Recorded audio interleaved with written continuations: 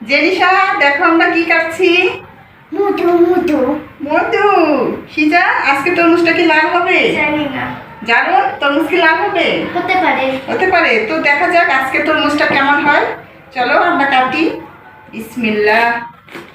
কেমন যে হবে রস ঠেলে ঠেলে পড়ে। দেখা যাক মধু হয় কিনা, দেখা যাক না জেনিশা, মধু হয় কিনা দেখি আমরা। ওয়াও, মধু মধু মধু। সুন্দর হয়েছে কালারটা না? হ্যাঁ, দেখেই তো জিভে জল চলে আসে। না না না না মা, আমি কাটি। তুমি কাটবে? হ্যাঁ। আচ্ছা কাটো, দেখো হাত যেন না কেটে যায়, সাবধানে। দেখি তো তরমুজটা কেমন, মধু নাকি রসমালাই?